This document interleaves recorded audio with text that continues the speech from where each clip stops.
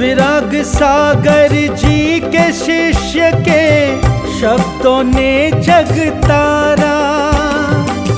ऐसे विशल्य सागर गुरु को शत शत नमन हमारा, शत शत नमन हमारा।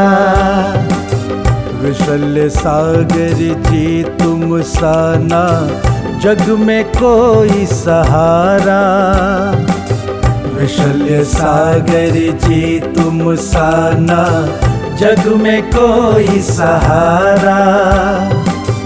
जिन वाणी चैनल कहता है, धन्य है भाग्य हमारा, धन्य है भाग्य हमारा। जयदो तीर्थशासनम।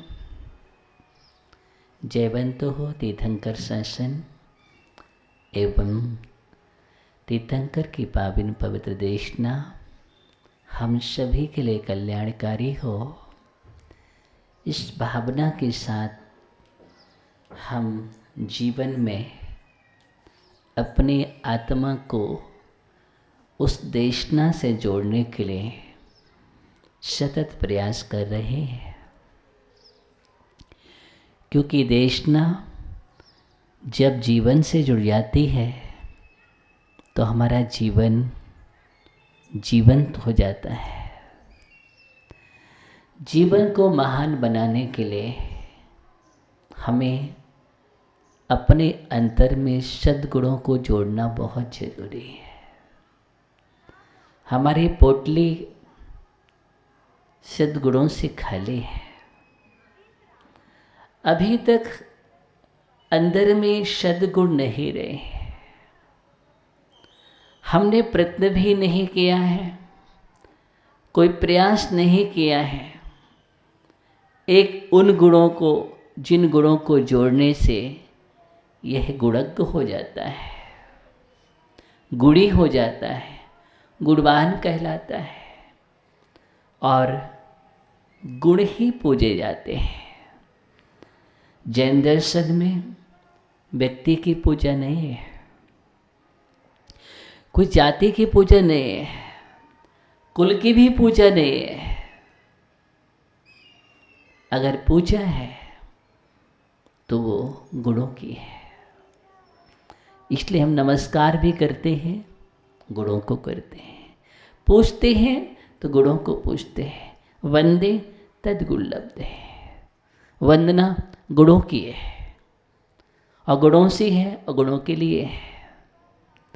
इसलिए आचार्य कुंदकुंज स्वामी ने यही बात की है कि व्यक्ति का जो गुणात्मक व्यक्तित्व है वही पूजा जाता है, युगों युगों तक पूजा जाता है। सद्गुण हमारे जीवन में कैसे है, इस बात का मुझे चिंतन करना है। पोटली खाली लेट सकती है लेकिन खड़ी नहीं हो सकती है। उसमें कुछ भरा होगा तभी वो टिक सकती है, खड़ी भी हो सकती है। जीवन में अगर अच्छा भरा है तो हम भी टिक सकते हैं, हम भी खड़े हो सकते हैं। इसलिए जो भी भरना है मुझे अंदर में भरना है, अंतस में भरना है।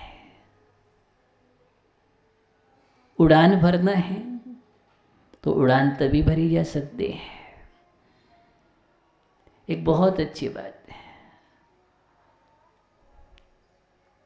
उड़ान भरने के लिए क्या चाहिए? गुब्बारा ऊपर उड़ता है, बहुत सारे रंग बिरंगे गुब्बारे उड़ रहते हैं। एक छोटा सा बालक देख रहा है।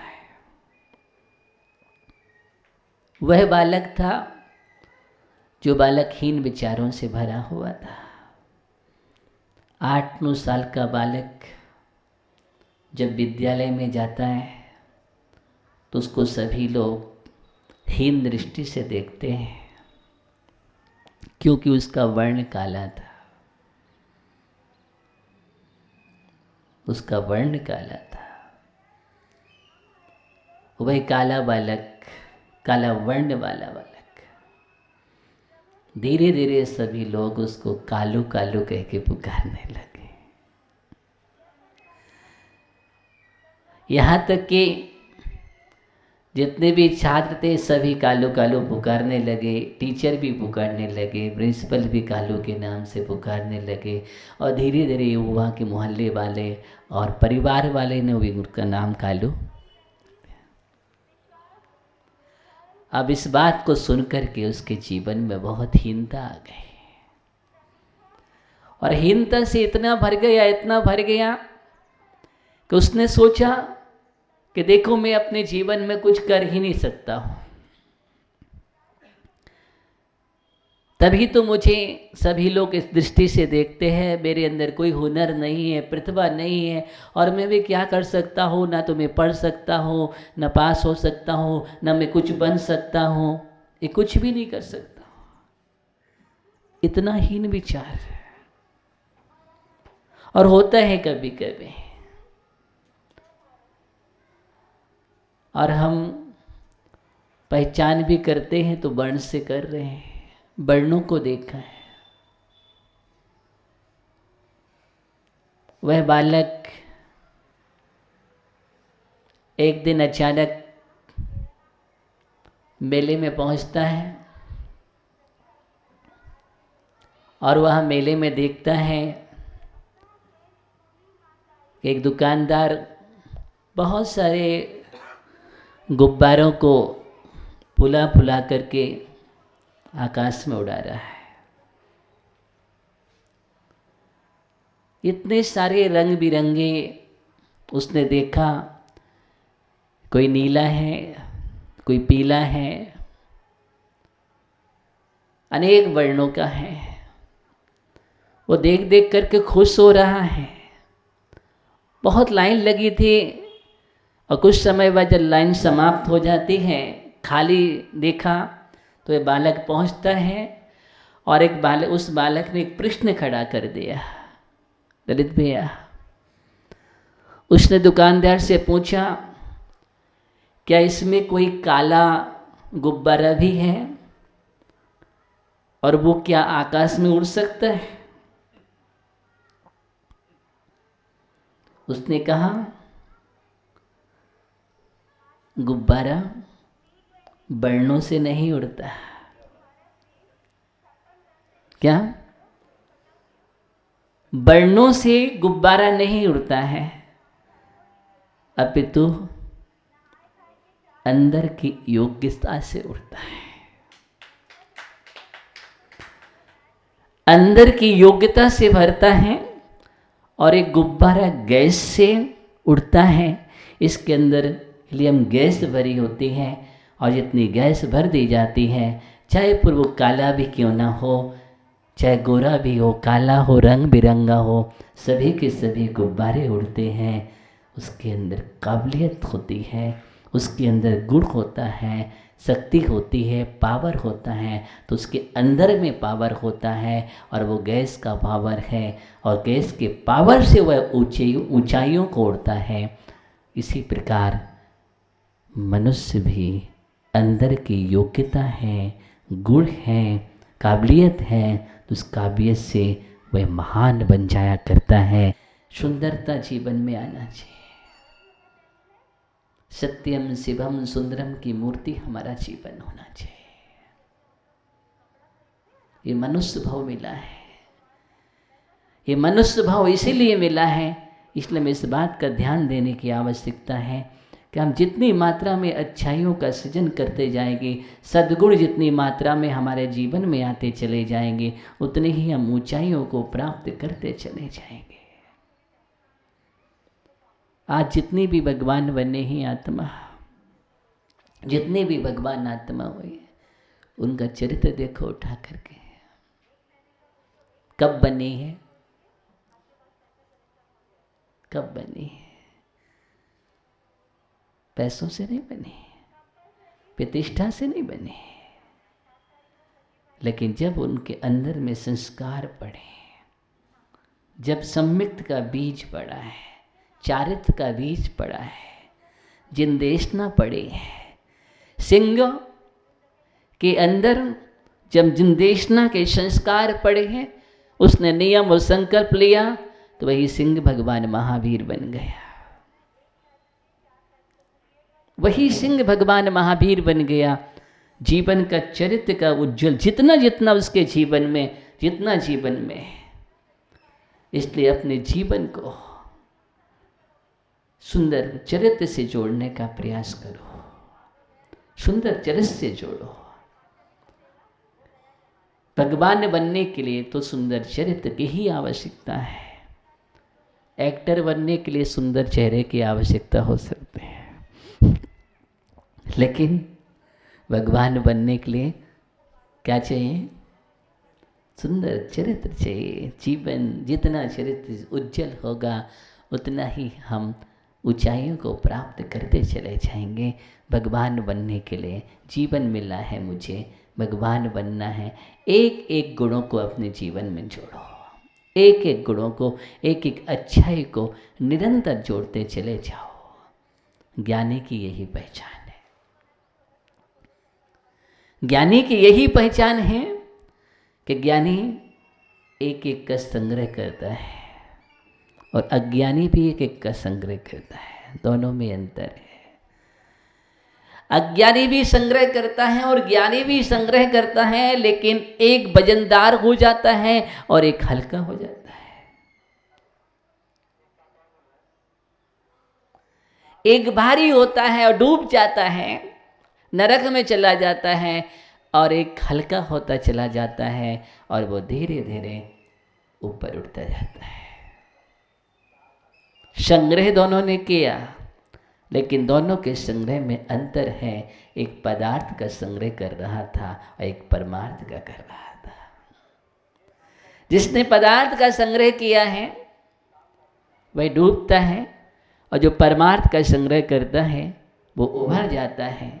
जीवन में दोनों ही है। हमें क्या करना है? सोना जैसा जीवन जीना है कि लोहे जैसा?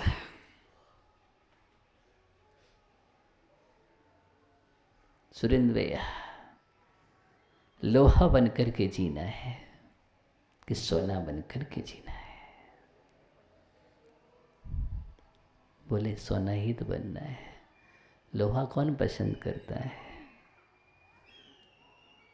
अगर लोहा सोना दोनों रखा हो तो हम तो सोना ही पसंद करेंगे ना, पक्का ना? ध्यान रखो, हम वही तो कह रहे हैं। सोना कौन है? जो सद्गुण है, सम्यक दर्शन ज्ञान चारित्र जैसे गुण हैं, वो सोना है।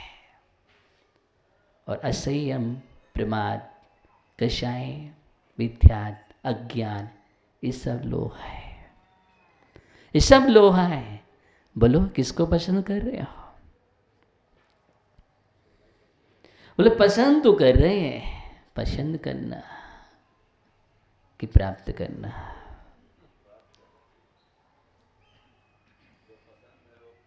प्राप्त करो, प्राप्त करो। महापुरुष ने क्या किया? प्राप्त किया है। अच्छा पसंद नहीं, अच्छा बनो। कुछ अच्छा पसंद करके उसको पाने के लिए बढ़ो, और महापुरुष बोले अच्छा बन गए। तो अच्छा बनने की भावना की ओर बढ़ जाना। अच्छा बनना है मुझे, हम पसंद करते हैं लेकिन बनने के लिए कदम नहीं बढ़ाते हैं। यही दोनों में अंतर है। संसार में जियो सोना बन करके, लोहा बन करके नहीं। हम तो तत्काल प्रभावित हो जाते हैं। जीवन में जंग लग जाती हो, जंग का ऐलान कर जाते हैं और हार जाते हैं।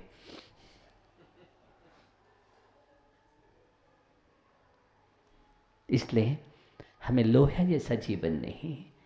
ज्ञानी और अज्ञानी में यही है। इस समझदार की बात कर रहा हूँ। ज्ञानी और अज्ञानी, ज्ञानी के जीवन सोने जैसा होता है, अज्ञानी का जीवन लोहे जैसा होता है।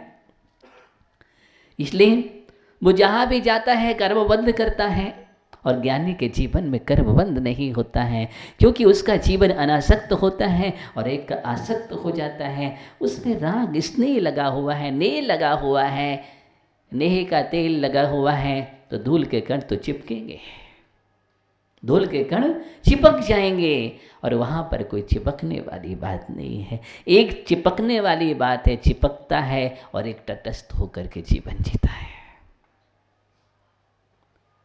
कौन सा जीवन जीना है, चिपकने वाला कि तटस्थ वाला? ज्ञानी का जीवन तटस्थ होता है, ज्ञातनिष्ठा भाव से जीता है, तटस्थ जीवन है, असक्त नहीं है, प्रभावित नहीं है, राग द्वेष से प्रभावित नहीं, कसायों से प्रभावित नहीं, असंयम से प्रभावित नहीं है, मिथ्या परिणति से प्रभावित नहीं है, और अज्ञानी तत्काल प्रभावित हो जाता है। इसलिए जीवन को अच्छा सद्गुणों से भावित करो।